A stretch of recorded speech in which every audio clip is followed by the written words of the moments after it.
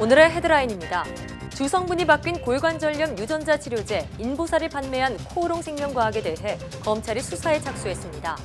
이와 별도로 인보사를 투여한 환자들은 코오롱 측을 상대로 집단 손해배상 소송을 준비 중입니다. 40여 년 한반도에서 멸종된 새 따오기가 복원사업 10년 만에 처음으로 야생에 방사됩니다. 첫 자연 방사되는 따오기 40마리는 앞으로 경남 창녕 우포늪에서 볼 수 있습니다. 사람과 교감하고 대화를 나누는 이른바 반려로봇이 최근 인기를 끌고 있습니다. 인공지능을 기반으로 치매 환자를 돌보거나 심리치료에 활용되기도 하는데요. 과학 본색에서 다양한 반려로봇을 만나봅니다. 결혼을 앞두고 행복하기는 하지만 앞으로의 부담감과 책임감 때문에 결혼 전 우울증을 겪는 분들이 있습니다. 또 최근에는 오랜 결혼 생활을 한 부부가 이혼이 아닌 졸혼을 선택하고 있는 경우도 늘고 있는데요.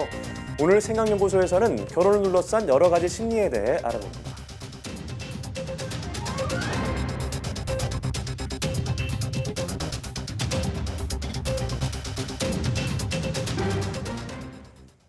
여러분 안녕하십니까? 사이언스 투데이입니다.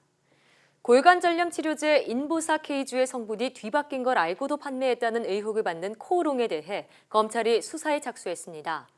서울중앙지검은 최근 시민단체 소비자주권시민회의가 코오롱 생명과학 식품의약품안전처를 고발한 사건을 형사 2부에 배당했다고 밝혔습니다. 코오롱 생명과학은 애초 허가를 받은 연골세포가 아닌 신장세포를 이용해 인보사를 제조한 뒤 이를 고의로 숨기고 판매했다는 의혹을 받습니다. 또 식품의약품안전처는 지난 2017년 인보사 허가 심의를 부정하게 진행했다는 의혹을 받고 있습니다. 주성분이 바뀐 골관절염 유전자 치료제 인보사를 투여한 환자들의 손해배상 집단소송 움직임이 본격화됐습니다. 법무법인 오킴스는 코오롱 생명과학을 상대로 소송을 제기할 인보사 투여 환자를 모집한 결과 8일 오전을 기준으로 소송 참여 의사를 밝힌 환자는 130여 명으로 집계됐다며 이달 중 소장을 접수하겠다고 밝혔습니다. 인보사는 사람 연골세포가 담긴 1핵과 연골세포 성장 인자를 도입한 형질 전환세포가 담긴 2핵으로 구성된 골관절염 유전자 치료제 주사액으로 코오롱 티슈진이 개발하고 코오롱 생명과학이 식품의약품 안전처로부터 허가받았습니다. 최근 2핵 성분이 허가받은 연골세포가 아닌 신장세포로 드러나 논란이 일고 있으며 국내에서 인보사를 투여받은 환자는 3,700여 명입니다. 어릴 때는 어린 대로, 커서는 큰 대로 자식 걱정에 당신 몸 아픈 건 늘 괜찮다고 하시는 부모님이죠. 모처럼 부모님 찾아뵐 때 이런 점들을 유의해서 살펴보셔야겠습니다. 부모님께 지금 어떤 질환이 있는지 찾아볼 수 있도록 김정회 기자가 알려드립니다. 30년째 지병을 앓는 아버지와 아버지를 병구안하다 병이 생긴 어머니. 마음은 그렇지 않은데 부모님 챙기는 건 소홀하게 돼 가슴 아픈 딸입니다. 저희 또 가정도 챙겨야 되는 것도 있고 또 일도 해야 되고 여러 가지 일 때문에 요즘에는 워낙 사는 게 바쁘니까 모든 사람들이 그래서 잘 못 챙겨주는 것 같아요. 그런 자녀의 마음을 미리 헤아려 요즘은 혼자 병원을 찾는 부모님들이 많습니다. 제 건강을 제가 이렇게 가끔 지켜요. 이 건강을 잘 지켜야만 아이들한테 효자 돈 벌어주는 거다라는 그런 마음에. 하지만 괜찮다는 말만 믿지 말고 한 번씩은 간단한 점검으로 부모님 건강을 살피는 게 좋습니다. 먼저 얼굴을 봅니다. 얼굴색이 노랗다면 간이 나빠져 생긴 황달이나 빈혈을 의심해 볼 수 있습니다. 부었는지도 봅니다. 간이나 신장, 심장이 나쁘면 붓기가 잘 생기기 때문입니다. 앞쪽 목이 튀어나와 보이면 갑상선 종양을 의심해 볼 수 있고 갑자기 체중이 많이 줄었거나 이유 없이 피곤할 때가 많다고 하면 소화기부터 심장, 호흡기, 암, 내분비 질환까지 다양한 원인 때문일 수 있어서 바로 병원에 모시고 가야 합니다. 암도 있을 수 있고요. 피곤하다고 했을 때 폐렴 같은 게 있을 수도 있어요. 어떤 분은 폐혈관이 막히는 폐색전증, 아주 심각한 문제들이 의외로 숨어 있는 경우가 상당히 많습니다. 부모님이 뇌졸중이나 뇌경색 등 뇌신경에 문제가 없는지는 이렇게 살펴볼 수 있습니다. 앞으로 나란히 를 시키시고 그다음에 눈을 감게 만든 다음에 5초간 세도록 하십시오. 그리고 나서 눈을 떴을 때 만약 한쪽 팔다리가 떨어져 있다거나 또는 돌아가 있다고 그러면 돌아가 있는 팔 쪽에 또는 내려가 있는 팔 쪽이 마비가 있다고 생각을 할 수가 있겠습니다. 물건 이름이나 무엇을 드셨는지를 묻는 것도 좋은 방법인데 엉뚱한 대답을 하면 뇌신경 이상 증상이 진행되고 있다고 의심할 수 있습니다. 어지러워하거나 반찬을 한쪽에 놓인 것만 드시는 경우도 같은 증상이 의심되는 만큼 어떤 경우라도 빨리 병원을 찾아 진료를 받으시도록 해야 합니다. YTN 김정혜입니다. 국내 65세 이상 독거 노인이 최근 5년 사이 22%나 늘어난 것으로 조사됐습니다. 자유한국당 이종배 의원이 국내 노인 인구 추이를 분석한 결과를 보면 지난 2014년 115만 2천여 명이던 독거 노인은 지난해 140만 5천여 명으로 증가한 것으로 집계됐습니다. 지역별 전체 노인 대비 독거 노인의 평균 비율은 전남이 25.8%로 가장 높았고 경북과 경남, 전북 등이 뒤를 이었는데 경기가 15%로 가장 낮았습니다. 또 독거 노인 수가 증가하면서 부양 가족이 없는 무연고 65세 이상 노인의 고독사도 지난 2013년 458명에서 2017년 835명으로 약 2배 가까이 늘어난 것으로 파악됐습니다. 이종배 의원은 고령화 진행과 가족 형태 변화로 독거 노인 비율이 증가한 것으로 보인다면서 정부는 지원 예산을 확충하고 맞춤 복지 서비스 개발 등의 종합적인 대책을 마련해야 한다고 지적했습니다. IoT 사물 인터넷을 활용해 혼자 사는 어르신들의 움직임을 감지하고 위급 상황에 대처할 수 있는 노인 돌봄 서비스가 인기입니다. 네, 바로 어버이날을 맞아 개통된 안심폰인데요. 어떻게 노인들을 돌보고 있는지 이기정 기자가 전해드립니다. 한 지자체의 노인대학교 노래교실에서 어르신들이 신나게 율동을 하며 노래를 따라 부릅니다. 몸이 건강하면 훨씬 즐겁게 여생을 누릴 수 있지만 모두 그럴 수는 없는 법. 그래서 생활관리사가 독거 노인들을 돌봅니다. 생활관리사 한 명이 25명의 노인을 담당하는데 일주일에 한 번씩 집을 방문하고 수시로 화상통화를 합니다. 어르신! 네. 안 선생님 잘 보여요? 네. 이 전화기는 전국 최초로 IoT, 즉 사물 인터넷 기술을 활용해 쌍방향 영상 통화를 하고 조도 센서를 이용해 노인들의 움직임을 확인하는 안심폰입니다.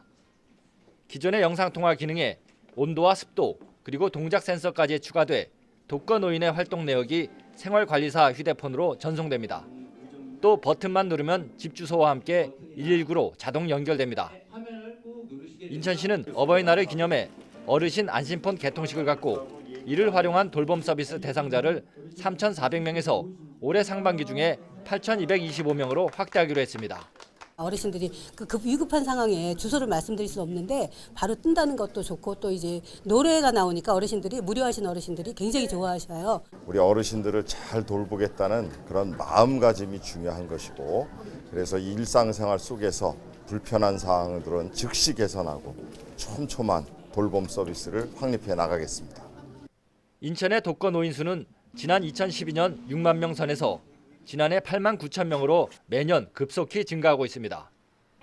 고독사 예방과 안전 확보에 도움을 줄 것으로 기대되는 IoT 안심폰은 인천시와 각 기초단체가 매칭 펀드로 보급을 확대해 나간다는 계획입니다. YTN 이기정입니다. 동요로도 잘 알려진 따오기는 이미 오래전 국내에서 자취를 감춘 멸종 위기종인데요. 이 따오기가 멸종 40년 만에 처음으로 야생으로 방사됩니다. 복원사업 10년 만의 결실인데 앞으로 창녕 우프룹에서 자연 상태의 따오기를 볼 수 있게 됐습니다. 황선욱 기자가 보도합니다. 경남 창녕에 있는 우포 따오기 복원센터입니다. 붉은 얼굴에 검고 긴 부리가 특징인 따오기들이 방사장을 힘차게 날아오릅니다. 태어난 지 1년가량 된 어린 따오기는 아직 얼굴에 붉은색이 없습니다. 우리나라에서 따오기가 마지막으로 관찰된 것은 1979년 1월 경기도 파주 비무장지대입니다. 지난 2008년과 2013년 중국에서 4마리를 기증받아 복원 사업이 시작됐고 지금은 363마리로 늘어났습니다. 이 가운데 40마리가 오는 22일 복원 10년 만에 처음으로 야생 방사됩니다. 야생으로 돌아가기 전 3개월 동안 비행 훈련과 먹이 사냥 등 자연 적응 훈련도 받았습니다. 복원 이후 첫 자연 방사여서 생존율이 얼마나 될지는 미지수입니다. 잠을 잘 수 있는 공간, 이제 먹이를 먹을 수 있는 공간, 그런 것에 애들이 학습이 많이 안 돼 있습니다. 처음 방사했을 때는. 그런 환경 적응이 안 되기 때문에 따오기가 많이 죽고. 방사되는 따오기들은 위치 추적기와 가락지를 착용시켜 실시간 위치 파악이 가능합니다. 보건센터는 여기서 얻은 정보로 병에 걸리거나 다친 따오기를 구조하고 우포늪 이외 대체 서식지도 발굴할 계획입니다. YTN 황순욱입니다. 비무장지대 DMZ 동부 지역에 멸종위기 야생생물 1급인 반달가슴곰이 서식하는 사실이 최근 확인됐습니다. 환경부 국립생태원은 생후 8, 9개월가량의 새끼 반달가슴곰 한 마리가 지난해 10월 무인 카메라에 찍혔으며 군부대 보안 검토 등을 거쳐 지난 3월 사진을 받아 이 같은 사실을 확인했다고 밝혔습니다. 국립생태원은 어미곰이 한 번에 한두 마리의 새끼를 낳는 점을 감안하면 형제곰이 있을 수 있고 부모 개체까지 최소 3마리 이상의 반달가슴곰이 이 일대에 서식하는 것으로 판단하고 있습니다. 그동안 DMZ에서 반달가슴곰을 봤다는 군인들의 목격담과 희미한 영상이 있었지만 카메라 앞 5m 거리에서 생생하게 찍힌 것은 이번이 처음입니다.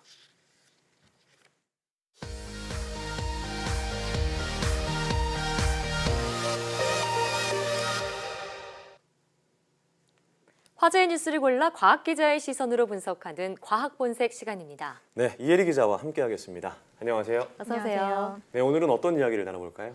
네, 5월 가정의 달을 맞아서 어머님, 아버님께 드릴 선물 혹은 뭐 자녀를 둔 분들이라면 아이들을 위한 선물 뭐 할까 요즘 고민이 참 많으실 것 같아요. 예. 뭐 이 선물이라는 것도 시대에 따라 좀 달라지기도 하고요. 부모님이나 아이들이 원하는 선물도 이에 따라 좀 바뀌기 마련인데요. 그렇죠. 예전에 부모님 댁에 땡땡 보일러 놔드려야겠어요. 뭐 이런 광고 광고 있죠. 문구가 굉장히 네. 인기였잖아요. 네. 근데 미래에는 보일러 대신 로봇이 될 수도 있다라는 생각이 들었거든요. 집에 로봇을 놔드린다고요? 네. 저도 아직 어버이날 선물을 못 드렸는데 빨리 소개해 주세요. 네, 어떤 내용인지 화면 자세히 만나보시면서 이야기 나누겠습니다. 마이버. 네, 무슨 도움이 필요하신가요? 똑똑하구나. 천만의 말씀이에요. 네, 지금 화면에서 보신 이 로봇은 예. 경증 치매, 그러니까 증상이 아주 가벼운 치매를 앓고 있는 어르신들을 위한 돌보미 로봇입니다. 네, 뭐 저희가 보도해드렸던 로봇인 것 같은데요. 뭐 간단한 일정도 알려주고 약간의 대화도 가능한 것 같아요. 네, 그렇습니다. 경증 치매 환자들이 잊기 쉬운 것들, 그러니까 뭐 오늘의 일정이라든지 약 먹을 시간 이런 정보들을 전달하고요. 화장실을 안내하는 이런 역할까지도 담당하고 있는데요. 정보를 미리 입력해 놓으면 뭐 가족들, 손주들 이름까지도 답변해 줄 수 있는 그런 역할을 하는 돌보미 로봇입니다. 네. 크기도 자그마하니 좀 귀여운 것 예. 같고 또 이렇게 칭찬을 해주면 표정이 막 밝아지더라고요. 네. 사소한 대화도 가능한 거 보니까 네. 약간 어르신들이 좀 일종의 뭐 강아지 키우는 재미로라도 데리고 다니면 반려동물처럼? 괜찮겠다라는 네. 생각이 들어요. 맞습니다. 어느 정도 이게 정서적인 기능까지도 담당하고 있는데요. 자세한 이야기 연구진의 이야기 직접 들어보시겠습니다. 로봇이 인지 기능을 가지고 있고 소통 기능을 대화를 통해서 소통할 수 있는 소통 기능을 가지고 있고 사회적인 정서 공감을 교류할 수 있는 그러한 기능을 가지고 있는 로봇이라고 보면 되고요. 네, 그러니까 인지 기능을 갖췄다는 것은 일정 부분 사람과 교감도 가능하다는 얘기잖아요. 네, 그렇습니다. 교감을 통해서 자연스럽게 어르신들과 소통을 하고 그런 과정에서 어르신들의 인지 능력까지 향상할 수 있는 그런 효과를 기대해 볼 수 있는데요. 단순히 이 로봇이 뭐 스마트 공장에서 업무를 빠르고 정확하게 처리하는 그런 역할을 넘어서서 이제는 감정까지 나눌 수 있는 그런 수준으로 발전을 했다라는 거죠. 네. 그 얘기를 들으니까 제가 인상 깊게 봤던 영화 중에 왜 인공지능 비서와 사랑에 빠지는 영화 있죠. 그녀, 허라는 예. 영화가 떠오르는데 네. 이제 이런 얘기가 뭐 영화 속 얘기만은 아닐 것 같다는 생각이 드네요. 네, 맞습니다. 로봇과 교감을 한다는 측면에서 가장 대표적으로 거론되는 것이 바로 반려 로봇인데요. 반려 로봇의 또 대표적인 사례, 바로 일본에서 개발한 반려 로봇 아이보 아이보요. 있죠. 네. 이 보시다시피 아이보는 이 강아지와 똑 닮은 외모를 자랑을 하고 있는데요. 네. 1999년 처음으로 출시된 이 이후에 2006년까지 4세대가 출시됐고 100만 대가 판매됐습니다. 지난해 인공지능 기술까지 탑재된 5세대가 출시됐는데요. 예. 5세대 아이보는 실제 강화지와 같이 움직임이 조금 더 유연해졌고요. 또 뭐 더욱 다양한 동작까지도 가능해졌습니다. 지금 보니까 꼬리도 흔드네요.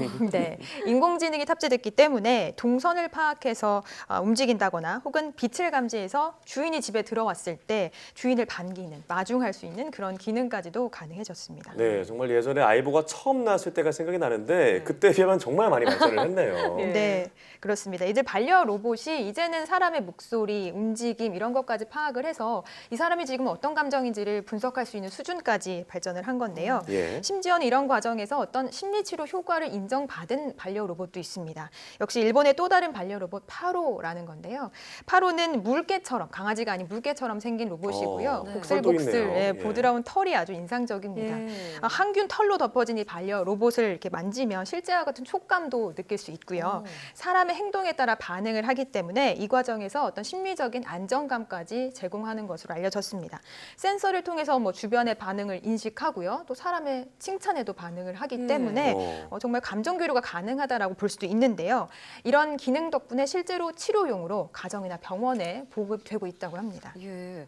저는 개인적으로 8호에 좀 더 마음이 가는데요. 아, 그래요? 네, 이런 로봇들이 좀 대중화되면 뭐 어버이날뿐만이 아니라 어린이날 선물로도 괜찮을 것 같다는 생각이 드네요. 네, 그 SF 영화 같은 수준은 아니지만 예. 그래도 감정을 공유할 수 있다는 게 너무 신기한데 어떻게 로봇이 이제 인간과 교감을 할 수 있는 시대가 왔다라고 봐도 되겠죠? 물론 이제 그러려면 이 로봇의 가격들이 좀 많이 낮춰져야 하겠지만 네. 대중화가 된다면 그런 것들도 가능해질 수 있겠죠. 인공지능 로봇이 어떤 심리적인 안정감을 준다 이런 연구는 앞선 연구에서도 발표된 적이 있는데요. 네. 연구 내용인즉슨 이 사람들이 인공지능에 단순히 어떤 정보를 묻는 것을 떠나서 속마음을 털어놓을 수 있다라는 내용이었습니다. 네. 미국 남가주대학 연구팀이 상담을 받으러 온 사람들의 어떤 표정이나 언어 패턴, 동작 이런 것들을 분석해서 이 사람의 상태를 파악할 수 있는 인공지능 챗봇 엘리를 개발을 하고 실험을 한 건데요. 예. 좀 재밌는 결과가 나왔습니다. 사람들이 인간 상담사에게 보다 이 로봇, 인공지능 로봇 상담사에게 조금 더 진솔한 자신의 속마음을 터놓는다라는 거였어요. 인간이 아닌 로봇에게요. 네, 좀 의아할 수도 있지만 네. 쉽게 생각하면 우리가 정말 가족들에게 혹은 친구들에게도 이야기하기 어려운 이런 비밀 같은 것을 네. 인터넷에 익명으로 올려서 뭐 자문을 구하는 경우도 있잖아요. 예. 뭐 이런 같은 맥락이라고 보시면 되겠습니다. 이런 이유로 실제 심리치료 현장에 활용할 수 있는 이런 인공지능 로봇이 속속 개발되고 있습니다. 예, 영화 허 장면이 나오고도 있는데 그 어떻게 보면 로봇 고해성사라고 봐도 될 것 같다는 생각이 네. 들면서 이렇게 되면 사람과 좀 단절되는 게 아닌가라는 불안감이 생기는 것 같기도 해요. 네, 맞습니다. 그렇다고 해서 뭐 인공지능 로봇이나 인공지능 반려 로봇이 완전히 뭐 동물이나 사람을 대체할 수 있다라고 네. 보기에는 조금 더 요원한 일이라는 것이 이제 우세하고요. 한 가지 확실한 건 이 인공지능 로봇이 사람의 역할이나 이런 동물의 역할을 어느 정도는 조금 채워줄 수 있는 보조하는 수준에서 앞으로 좀 지속적으로 개발될 것이다라는 겁니다. 네. 사실 뭐 로봇 하면은 뭐 인공지능의 위협 이런 단어도 떠오르고 좀 예. 무섭고 딱딱하지 않나 차가운 느낌이 들었는데 이런 영상들을 보니까 따뜻하고 좀 친근한 로봇들의 활약도 기대가 되네요. 네. 다음 소식으로 넘어가 보죠. 네, 뭐 훈훈하게 가정의 달 이야기 좀 꺼내봤는데 네. 카네이션으로 조금 더 훈훈하게 마무리해볼까 합니다. 좋습니다. 카네이션 5월에 뭐 가장 많이 사랑받는 꽃일 거예요. 그렇죠. 어버이날, 스승의 이럴 때 감사와 존경의 뜻으로 카네이션을 전달하기 시작한 게 100년 전 미국에서 시작된 거거든요. 네. 미국 버지니아주의 한 소녀가 어머니 산소에 핀 카네이션을 달기 시작하면서 유래됐다. 뭐 이런 설이 있습니다. 현재 우리가 키우는 카네이션은 지중해 연안에서 들여온 그런 꽃인데요. 외래종인 만큼 국내에서 키우기 위해서 일종의 로열티를 좀 지급해서 들여왔고요.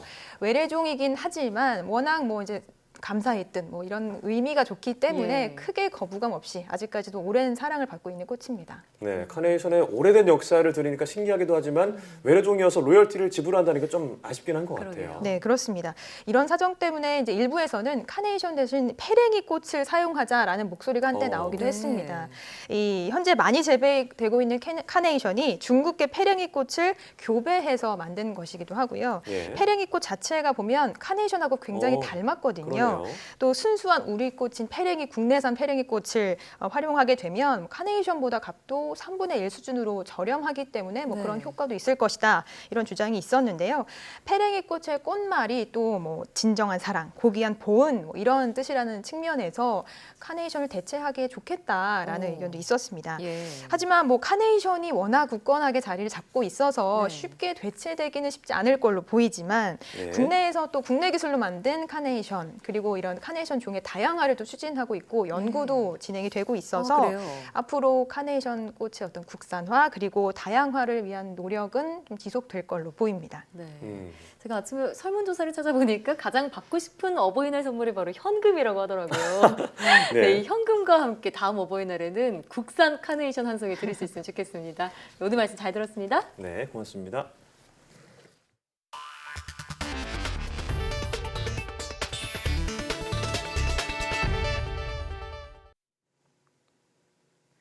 유영민 과학기술정보통신부 장관은 한국형 규제 샌드박스가 성공적으로 정착되도록 적극적으로 지원하겠다고 밝혔습니다. 유 장관은 서울 포스트타워에서 열린 규제혁신 성과와 과제 컨퍼런스에서 우리나라의 규제 샌드박스 제도는 세계에서 유례 없이 최다 기간에 최다 적용 사례를 적용했다며 이같이 말했습니다. 이번 컨퍼런스는 문재인 정부가 지난 2년간 추진해온 규제혁신 정책의 성과를 평가하고 향후 발전 방향을 논의하기 위해 마련됐습니다. 그럼 이어서 유영민 장관의 축사를 들어보겠습니다. 규제 샌드박스가 초기에는 이런 것까지도 우리가 심의를 해야 되고 신청을 해야 되고 그래야 되느냐라고 생각하지만은 저는 그런 과정들을 지금 거쳐서 속도와 함께 가다 보면은 자연스럽게 이 규제 문제도 우리가 받아들이는 문턱도 낮아지게 되고 그러면서 많은 부분들이 좀 해결이 되지 않겠냐. 4차 산업혁명 핵심 기술의 국제 표준화를 이끌기 위한 글로벌 ICT 표준 리더스 그룹이 출범했습니다.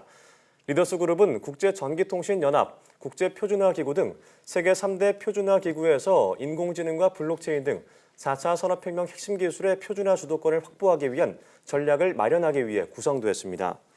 리더스 그룹은 국제표준화기구 의장단, ICT 표준 마에스트로 등 70여 명으로 구성됐으며 국제표준화기구 간 이슈 공유, 국제표준 공동개발 등을 지원할 예정입니다. 그럼 이어서 민원기 이차관의 축사 들어보겠습니다. 글로벌 ICT 표준 리더스 그룹을 발족하고 ICT 표준 전문가 간의 건설적인 의견을 나누는 이번 행사의 의미와 가치는 매우 크다고 생각합니다. 아무쪼록 오늘 행사가 그간 ICT 표준 전문가 여러분들의 성과를 국제 표준화로 이어가고 우리나라 기업들이 표준화 투자를 더욱 확대해 나가는 계기가 되길 기대해 봅니다. 국내 연구진이 초신성의 강한 빛으로 우주먼지가 쪼개질 수 있다는 새로운 원리를 규명했습니다. 한국천문연구원 TM황 연구팀은 초신성이 폭발할 때 나오는 강한 빛이 주변 먼지를 강하게 회전시키고 이 과정에서 먼지가 더 작은 입자로 쪼개진다고 밝혔습니다. 연구팀은 강한 빛이 주변 먼지들을 1초에 10억 바퀴를 돌 정도로 빠르게 회전시키며 빠르게 회전하는 먼지는 원심력을 받아 양쪽으로 잡아당겨져서 부서진다고 설명했습니다. 우주 전체에 존재하는 우주먼지는 죽어가는 별에서 생겨 새로운 별에 탄생시키는 기본 재료로 쓰이는데 우주먼지 연구는 별의 탄생과 소멸 과정의 중요한 단서가 됩니다. 이번 연구 결과는 국제학술지 네이처 아스트로노미에 실렸습니다. 정부가 세계 시장을 선도할 기술 개발에 15년간 총 2조여 원을 투입합니다. 과학기술정보통신부와 산업통상자원부는 미래 산업에 필요한 원천 핵심 기술 개발을 위한 글로벌 초인류 기술 개발 사업을 공동 기획 중이라며 2021년부터 2035년까지 2조 3천억 원을 지원할 계획이라고 밝혔습니다. 정부는 사업을 통해 과학 산업계 난제를 해결하는 도전적 연구 개발과 산업계 파급 효과가 큰 원천 기술 창출을 지원할 방침입니다. 대진 침대 사태로 시작된 라돈 공포가 잊을만 하면 또다시 소비자를 찾아오고 있습니다. 이번에는 전기매트와 베개, 이불 등 침구류에서 기준치의 최대 16배에 달하는 라돈이 검출돼 수거 명령이 내려졌습니다. 이동훈 기자입니다. 기준치 이상의 라돈이 검출된 제품은 3개 업체가 생산한 전기매트와 베개, 이불 등 모두 8종입니다. 먼저 삼풍산업이 생산한 전기 매트에는 지난 2017년 3월부터 방사성 원인 물질인 모나자이트가 사용됐습니다. 해당 모델은 미소황토, 미소숯, 루돌프, 모던도트, 스노우폭스 등 5종으로 모두 뉴 MS1 또는 MS2라는 모델명이 표기돼 있습니다. 검출된 피폭 설량은 최대 9.2mSv로 표면 2cm 높이에서 매일 10시간씩 침대를 사용했을 때 연간 피폭 설량이 기준치의 9배를 넘습니다. 또 다른 업체인 신양테크도 2017년 3월부터 모나자이트를 사용한 베개 219개를 판매했습니다. 방사선 피폭 설량이 가장 높은 제품은 실버리치가 제조한 황금 이불과 황금 패드로 모두 모나자이트가 사용됐습니다. 측정 결과 연간 피폭 설량이 기준치의 최대 16배를 넘는 것으로 나타났습니다. 이 제품은 1,100여 개가 판매됐는데 이 가운데 708개는 수거된 것으로 확인됐습니다. 원자력안전위원회는 해당 업체들에 즉각 제품 수거 명령을 내리고 앞으로의 처리 과정을 철저히 감독할 예정이라고 밝혔습니다. YTN 사이언스 이동은입니다.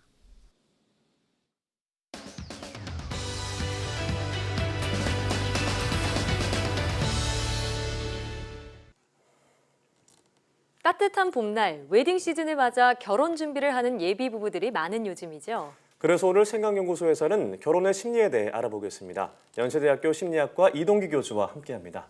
안녕하세요. 네, 안녕하십니까. 네, 참 제 친구들도 요즘에 결혼하는 친구들이 조금씩 생겨나면서 네. 좀 신기하다는 생각이 드는데 결혼 날짜를 얘기하면서 마냥 뭐 행복하고 그럴 줄 알았는데 뭔가 불안하고 걱정된다 이런 친구들이 많은 것 같아요. 이런 거를 메리지 블루라고 하잖아요. 결혼 전 우울증이라고 하는데 이런 심리가 나타나는 이유는 뭘까요? 결혼 전에 부담 많이 되죠. 네. 예, 책임감도 있고 불안하고 그러다 보면 이제 기분이 가라앉는 거를 이제 메리지 블루라고 하는데요. 사실 수십 년간 함께 살아야 될 파트너를 고르는 게 어디 쉽겠습니까? 그렇죠. 예, 그러니까 과연 이게 결혼을 해서 내가 결혼을 잘한 것일까? 나중에 후회하면 어떡하지? 이런 생각들을 많이 하게 되는 것 같아요. 이게 이제 남녀 공히 느끼는 그런 것들 중에 하나인데 물론 이제 그 불안감의 원인을 결혼 하나에만 귀속시킬 수는 없을 것 같아요. 특히 이제 만약에 이전에 우울증을 경험한 적이 있는 분들이라면 결혼 전에 특히 좀 유의하시는 게 좋겠어요. 왜냐하면 우울증이 더 깊어질 위험성이 있거든요. 그래서 만약에 메리지 블루 같은 게 이게 생겼을 때는 첫 번째는 많은 사람들이 결혼 전에 이런 불안감이나 우울감을 경험한다는 거를 함께 받아들이는 게 필요하고요. 두 번째는 두 사람 간의 굳은 신뢰를 가지고 이걸 함께 대처한다. 이런 마음 자세가 중요할 것 같습니다. 이처럼 뭐 인생의 큰 변화를 앞두고 말씀하신 뭐 불확실성이나 여러 가지 불안감들이 있음에도 불구하고 사람들이 뭐 결혼을 해야겠다는 분들이 좀 많은 요즘이잖아요. 이렇게 결혼을 왜 굳이 해야 하는지 그 심리는 무엇일까요? 네, 그런 질문 하시는 분들이 되게 많은데요. 제 생각에는 먼저 평생 나와 함께하는 짝이 있다. 이것 자체가 정말 매력적인 부분이죠. 특히 보면은 사실은 부모님보다 더 긴 시간을 함께 살아야 되는 게 자기 배우자잖아요. 그래서 특히 아플 때나 힘들 때 내가 심리적으로 의존하고 안정감을 느낄 수 있는 대상이 있다. 그것이 아마 가장 큰 이유일 것 같고요. 또 하나는 이제 그 실제로 육체적인 친밀감이라든지 또는 정신적인 친밀감, 그 정말 함께 즐거움을 나눌 수 있는 그런 대상인 거죠. 함께 잠자리에 들고 함께 아침에 같이 눈을 뜨고 서로 간의 사랑의 미로를 나누고 이런 것들이 주는 어떤 그 매력적인 부분이 있겠고요. 또 하나는 이제 결혼을 하게 되면은 적어도 이런 얘기를 안 듣잖아요. 결혼 언제 하니? 아이고. 만나는 사람이 있긴 하니? 명절 잔소리요. 그렇죠. 그런 잔소리를 피할 수 있고 또 하나는 내 짝을 찾아갖고 막 나가서 찾아야 되는 그런 수고를 덜을 수 있으니까 결혼하는 게 아닐까요? 네, 저도 명절에 슬슬 이런 얘기 좀 듣고 있는 것 같아요. 스트레스 받지 않으려면 빨리 해야겠다는 생각도 드는데 참 결혼은 현실이라는 말이 있잖아요. 근데 결혼하기 전에 모든 것을 다 이해해 줄 수 있을 것 같다. 너무나 사랑하니까. 근데 현실적으로는 다 갈등이 생기고 뭔가 부부 싸움이 일어나기도 하고요. 이런 부부 갈등이 일어나는 이유는 뭘까요? 글쎄요, 그게 풀리면 우주의 신비가 다 풀리겠죠. 그런데 영화 나의 사랑 나의 신부에 보면은 4년의 정말 연애 끝에 달달하게 이제 신혼을 시작했는데 점차 권태와 갈등을 느끼는 부부 얘기가 나오거든요. 신혼 생활을 이어가던 영민과 미영 이 부부가 영민 같은 경우는 자기만의 공간을 절실히 필요로 하는데 사실 미영이 잘 그걸 허용하지 않고 잔소리를 하게 되니까 힘들고 또 미영의 입장에서는 나를 좀 더 배려해줬으면 좋겠는데 그런 배려를 하지 않으니까 너무 섭섭하게 느끼고 점차 권태와 갈등을 경험하게 됩니다. 사실 부부 사이의 갈등이 일어나는 이유는 제가 생각할 때는 갈등 자체를 좀 피하려는 경향이 있는 것 같아요. 갈등은 별로 좋은 게 아니니까 생각하지 말아야지. 그러니까 준비를 하지 않는 거거든요. 근데 사실은 갈등은 언제나 일어날 수 있는 거잖아요.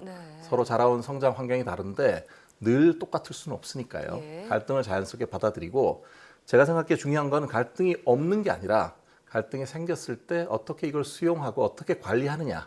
그게 더 중요한 문제인 것 같습니다. 네, 지금 정말 중요한 말씀해 주신 것 같은 게 갈등은 자연스러운 것이니까 그래서 왜 뭐 어떤 심리 상담사분들은 결혼하기 전에 꼭 갈등 상황을 겪어봐라 이런 말씀도 하시더라고요. 네네. 자, 그러면 갈등이나 권태를 좀 슬기롭게 극복하려면 어떤 태도를 가져야 할까요? 네, 이게 참 쉽지는 않은 건데 제 생각에는 먼저 나와 상대방의 다른 점에 대해서 수용할 수 있도록 그런 마음 자세를 가져야 될 것 같아요. 다른 것은 틀린 것이 아니라 서로를 더 성장시키는 계기일 수가 있으니까요. 두 번째는 서로 비난하는 말을 하지 않아야 합니다. 특히 화가 난다고 극단적인 말 같은 거 있거든요. 정말 실망했어. 상처 주는 말이요. 뭐 예를 들어서 이러려면 우리 헤어져. 이런 말 하지 않는 게 좋습니다. 그리고 또 하나는 이제 결혼해서 이제 보면은 갈등이 생길 때는 되게 서로 너의 이익, 나의 이익 이렇게 따질 때 생기거든요. 일종의 주고받기 식으로 되는데 너와 내가 아니라 우리의 이익에 대해 생각하는 게 좋겠어요. 제가 이만큼 일을 더 하면 상대가 그만큼 일을 덜 할 수 있는 거잖아요. 그런 그 배려하는 게 중요할 것 같고요. 그다음 또 하나는 이게 중요한데 서로 가족 간에 상대방의 가족에 대해서 나쁜 말을 하면 안 됩니다. 시댁이나 친정에 대해서 얘기를 하면 항상 갈등할 때는 그 갈등을 증폭시키는 효과가 다 잘해줘야 되는 거죠? 그렇죠. 네. 그다음에 이제 또 하나는 보통 사랑이라는 게 열정이 있지만 시간이 지나게 되면 점점 친밀감이라든지 헌신이라든지 이런 게 중요해지거든요. 불같은 그런 사랑은 없지만 따뜻한 사랑이 있을 때 마치 당신 변했어 이렇게 말하지 않는 게 중요할 것 같고요. 또한 권태 같은 걸 피하려면은 뭔가 새롭게 서로에게 보이도록 노력을 해야 되겠죠. 각자가. 예를 들어서 뭐 같이 취미 생활도 함께 하고 또 가보지 않은 곳에 여행을 간다든지 서로 노력을 해야 하는 것이 필요합니다. 네, 정말 연애의 연장이라고 생각될 정도로 비슷한 그 느낌이 드는 것 같아요. 자, 그런데 요즘에 새로 조론이라는 말이 등장했습니다. 방송에서도 많이 등장하고요. 이 조론은 정확히 어떤 의미인가요? 네, 이게 결혼을 졸업한다 이런 뜻이잖아요. 사실 최근에 소설가 이회수 씨하고 부인인 전향자 씨 부부가 44년간의 결혼을 마치고 조론을 했다고 방송에 나오는데요. 지금 이회수 작가는 강원도 화천에 그리고 부인 전 씨는 춘천에 따로 살고 있는 것으로 알려지고 있습니다. 전 씨 얘기를 들어보면은 이혼하고 싶지 않았지만 나도 내 인생을 좀 찾고 싶다. 여전히 난 남편을 존경하는 마음은 있다. 이렇게 얘기를 했는데요. 원래 이 조론이라는 그 말 자체는 2004년에 일본 작가인 스기야마 유미코라고 하는 사람이 쓴 조론을 권함이라는 책에서 나온 단어입니다. 근데 이 부부는 걸어서 한 25분 떨어져 있는 아파트에 살고 있고요. 한 달에 한 2번 정도는 그래도 계속 만나서 밥을 먹는 그런 관계를 유지한다고 합니다. 자, 그러니까 조론은 뭐 법적으로 부부 관계는 유지하지만 서로 간섭하지 않은 상태를 말하는 건데 이 조론이 최근 증가하고 있는 이유가 또 있다고요. 그렇죠. 이게 조론이라는 게 사실은 그 서로 이혼은 하진 않았지만 서로 간섭하지 않고 독립적인 삶을 사는 거잖아요. 기존의 결혼 형태는 졸업을 하고 자기한테 맞는 새로운 라이프 스타일을 찾겠다 이런 건데요. 조론이 증가하고 있는 이유는 첫 번째는 인간의 기대 수명이 점차 늘고 있습니다.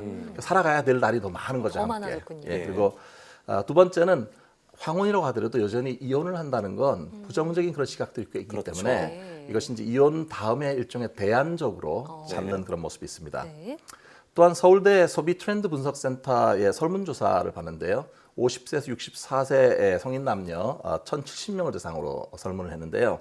질문이 뭐였냐면 가장 소중한 것이 무엇인가 했는데요. 봤더니 53.9% 가장 높은 비율이 배우자나 자녀가 아니라 바로 나. 소중한 거는 바로 나 자신이라는 거죠. 그러니까 나 자신을 가장 중요하게 생각하는 사람이 자기 삶에 있어서도 어쩌면 결혼 이후에 이 조론을 증가시키는 하나의 이유가 될 수 있겠습니다. 자, 그런데 뭐 조론도 말씀해 주셨지만 사실 뭐 건강하게 부부 생활을 잘 유지하는 게 중요하잖아요. 행복한 결혼과 또 건강한 부부 관계를 위해서 우리는 어떤 자세를 가지면 좋을까요? 제 생각에 싸움이나 논쟁이 일어날 때 이때가 잘 들어야 될 때인 것 같아요. 듣는데 뭘 듣느냐? 그 사람이 말한 콘텐츠가 아니라 그 사람이 그 말을 하는 심정이 어떤가? 감정을 듣는 게 대단히 중요합니다.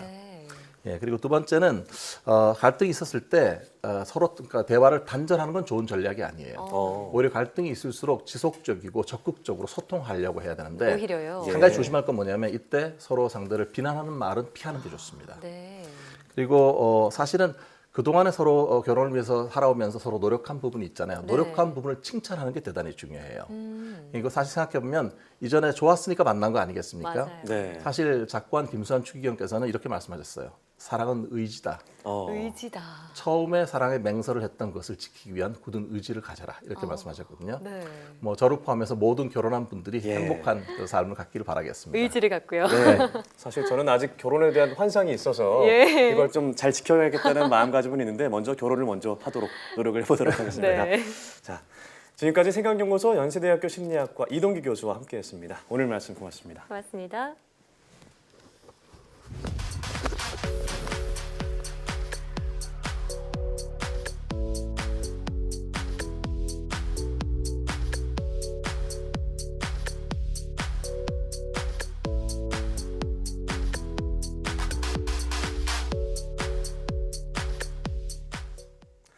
통계청의 2018년 혼인 통계에 따르면 지난해 혼인 건수는 25만 7천여 건으로 46년 만에 가장 낮은 수치를 기록했습니다. 초혼 연령도 남자가 33.2세, 여자 30.4세로 계속 높아지고 있는데요.